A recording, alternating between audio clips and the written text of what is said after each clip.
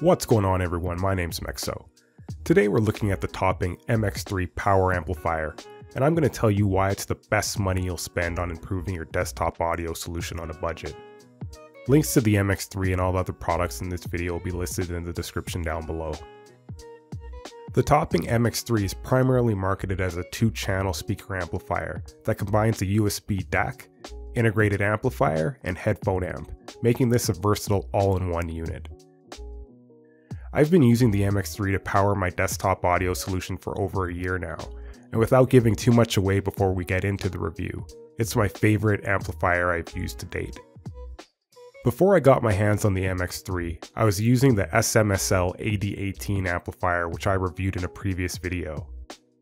The AD18 is a fantastic amplifier, and I still recommend it, but there are 3 main reasons why I switched to the MX3, which I'll cover in this video. The primary reason I switched from the AD18 is the form factor of the MX3.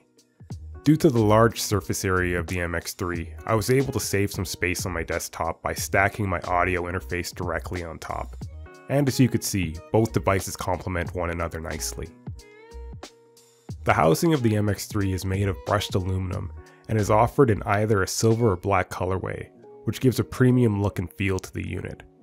Aesthetically, the amp is all about minimalism and function, which fits right in with the look of my entire desk setup. The second reason I prefer the MX3 over the AD18 is its big bold front display and rugged volume dial. Topping is teaching a masterclass in form and function with this amp design. It's Bauhaus inspired with its clean lines and utilitarian design. There's no multicolor RGB display here, just old school amber in a digital font, which aids in the minimalist vibe. I'm a huge fan of this look. Although the footprint of the MX3 is minimal, this little guy packs some major power. Its Class D amplifier delivers 40 watts per channel at 4 ohms and 38 watts at 8 ohms, which will power most bookshelf speakers with no issues. The MX3 can be used as a mini stereo receiver for a TV or vinyl setup, but in this video, I'm going to focus on a desktop audio experience. Speaker wire is connected to the left and right channels via standard binding posts. I always recommend using banana plugs when connecting speaker wire to binding posts for a clean connection, but you can connect raw wire to the post and screw down the terminals if you choose. Alongside the binding posts are numerous inputs for connecting various devices to the MX3, such as an optical input, USB input, Toslink input, and wireless Bluetooth. As I mentioned, the front volume dial is one of my favorite features of the MX3. The volume dial also doubles as an input selector. By pushing the knob inward, the MX3 cycles through all the previously mentioned inputs.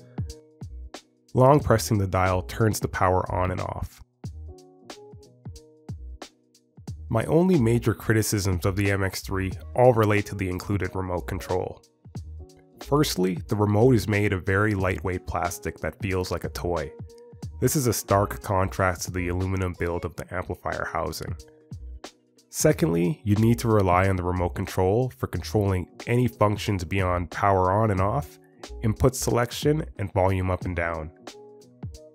All of the advanced controls such as mute, treble and bass EQ, and display brightness all require the remote control. This is a big negative in my opinion, but it's definitely not a deal breaker for me. I've been using Gallo Acoustics Micro speakers with the MX3, which are rated at 100 watts at 8 ohms, and the MX3 power these speakers effortlessly. The internal DAC produces a clean and uncolored sound with no audible distortion detected.